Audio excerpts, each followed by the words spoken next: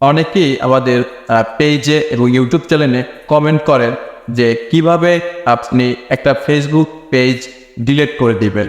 কারণ অনেক সময় দেখা যায় আমরা মনের ইচ্ছায় অনেকগুলো পেজ ওপেন করি, কিন্তু একটা সময় দেখা যায় পেজ খুলতে খুলতে অতিরিক্ত পরিমাণ পেজ হয়ে যায়।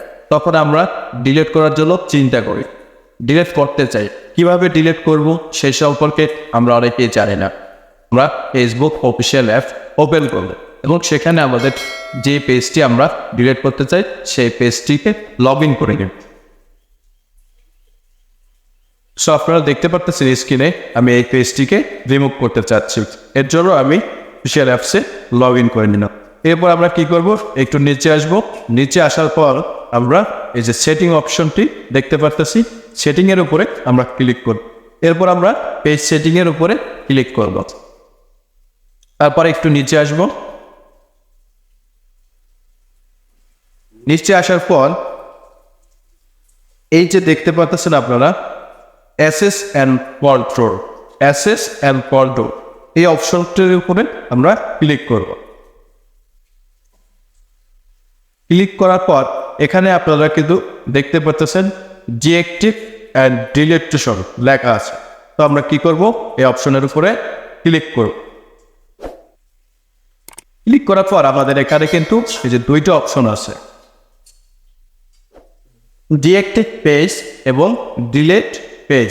আমরা যেহেতু সরাসরি ডিলিট করতে চাচ্ছি, এর জন্য আমরা কি করব, সরাসরি ডিলিটের উপরে ক্লিক করব।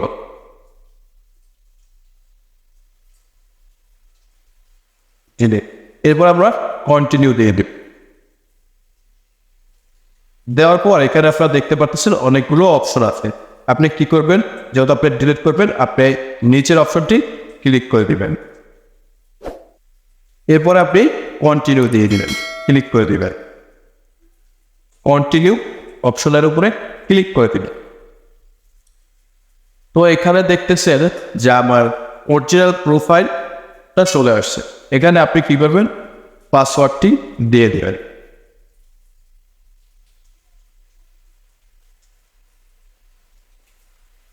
পাসওয়ার্ডটি দেওয়ার পরে আপনি কি করবেন, কন্টিনিউর উপরে ক্লিক করে দেবেন। এরপরে আবার কন্টিনিউ দিয়ে দেবেন। ডিলিট পেজের উপরে ক্লিক করে পেজের উপরে ক্লিক করার সাথে সাথে কিন্তু আপনার পেজটি রিমুভ হয়ে যাবে এবং আপনাকে পেজ থেকে বের করে আপনার নিজস্ব যে প্রোফাইল আইডিটা আছে সেই আইডিতে আপনি অটোমেটিক লগ ইন হয়ে যাবে। এরপর আপনি চাইলে সেখান থেকে আপনি দেখে নিতে পারবেন যে আপনার পেজ রিমুভ হয়েছে কি হয়নি। এর জন্য আমি কি করব, অপশনে ক্লিক করলাম।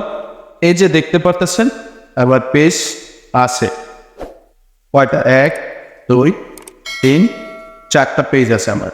কিন্তু আমি যে পেজটা রিমুভ করছি সেই পেজটার নাম কি নাম ছিল, আমি যে পেজটা রিমুভ করলাম সেটার নাম ছিল মিথিলা।